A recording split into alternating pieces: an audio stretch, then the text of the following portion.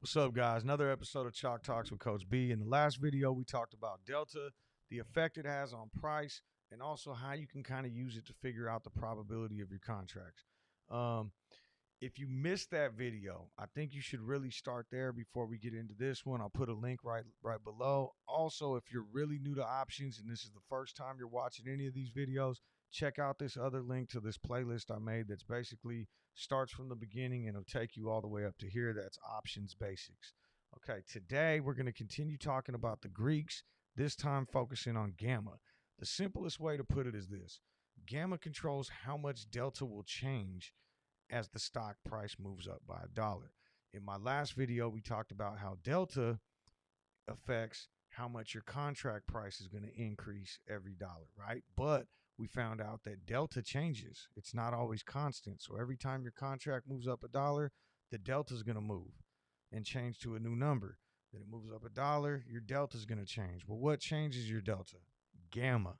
Okay, so gamma basically is what changes your delta every time, but gamma moves as well. So let me put this on paper or something, and maybe it'll make more sense. Now, I want you to keep in mind that I'm just doing this off the top of my head, and we're just going to kind of roll with this and just shoot it from the hip. But let's say your stock price is at $10, right? And you buy a contract for $2. The delta on that contract is 0.25. So we already figured out in the last video that if this stock was to move to 11, we know that we can add the contract price and the delta together to figure out what our new contract price would be, $2.25. Okay. Now, how do we figure out what our new delta value will be? Pretty simple. That's where gamma comes into play. So I'll just make something up. Let's say the gamma on this particular one is a 0.15. Well, we can add these two together. Gamma plus delta is now going to get us our new delta of 0.40. So by looking at these numbers now, I can figure out that if we move to $12, 225 plus 0.40 would get me to 265. Fair enough, right? That's what we talked about in the last one. And now gamma's going to increase. Maybe gamma goes up to 0.25 on this, here. And so if we want to figure out what the new delta is, we would say, okay, gamma plus delta is going to get us to a 65 delta. Okay. And now that we got to the 65 delta, we can add these two together. So if we move to $13, 65 plus 65. So what is that going to be? $3.30. I really hope my math is okay on this. All right. And then at some point, gamma's going to level out and start trending back down the other way. So let's just say the gamma starts leveling out here. It's at 0.25 again. And now that's going to get us to a 90 delta, right? Yep.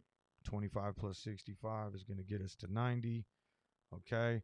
And so now we know that if we move up to $14, 90 plus 330 means our contract is going to be worth 420. All right. And delta can never go higher than 100. So our gamma is really going to have to start slowing down in this scenario. So let's say all of a sudden our gamma goes to 0.05. 5 plus 9 equals 95 now. You guys get the picture. It keeps going. Eventually, your gamma will just continue to decrease. Let's say to 0.03, which would get us to a 0.98. And then it would go down to 0.01, which would get you to a 0.99 delta. And at that point, as you continue to move through as the dollar amount of the stock continues to go higher, your gamma is going to become non-existent. It doesn't exist anymore because we can't get higher than a 0.99 delta until we get to expiration, at which point, the delta will be 100, which is what we talked about last week.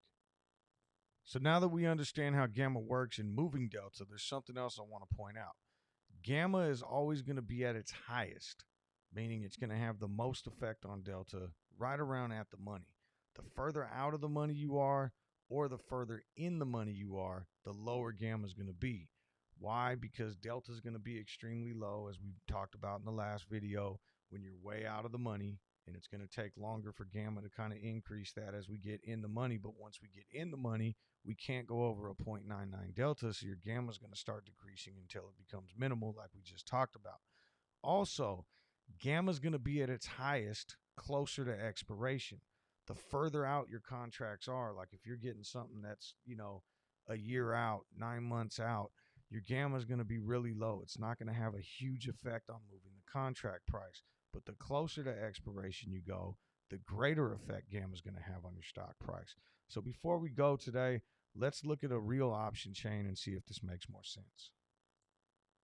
All right. I know I normally go with Disney when I'm talking about the option chain, but this time I went with Ford just because it's closer to $10, which is what we were just kind of talking about on that example I gave. So right now we're looking at the September 10th expiration for Ford. It's 21 days away. Stock's trading at about 12.50. But really all I want to show you is the gamma and the delta. So this purple over here is in the money. Black is out of the money. We're looking at calls right now on the left. As you can see, the further out of the money we are, let's say at the $20 strike, we have a delta of 1, a gamma of 1. We get, dollar more in the money, delta of 2. As we continue to increase, let's say, and get closer to in the money, like over here at the $15 strike, now the gamma really starts moving. So the delta's 6, gamma's 9. We can expect once we move up $1 that, this will turn into 15. As we get closer into the money, the gamma starts to increase, where we get to 12, 18, 27, 34 gamma. Now we start getting in the money, 36 gamma, 30 gamma, 20, 13, 9, 6, 4, all the way down to 0, exactly like I just said, because at some point, the delta can't get much higher. It stops at basically 100 at 1.00, okay? Now, you notice the bigger numbers here, the 27 cents, 34 cents, 36 cents. If we go further out of the money, let's say we go all the way out to September 22nd. I mean, that's almost over a year away. And we look right at the money. We're looking at, 3-cent gamma, 4-cent gamma, 5 cents, 7 cents, 8 cents. And then it starts going back down. 7, 5, 3, 1. Why? Because the deltas are already kind of high in here, and there's a lot of time. So we talked about probability before with delta. Even though this call right here, the $10 strike is $2.57 in the money, anything can happen in a year. So this delta doesn't need to be as high. It only has a 77% probability of staying in the money. The stock can go down just as well as it can go up. So I hope just looking at the options chain also makes a difference there and kind of showing you how that works.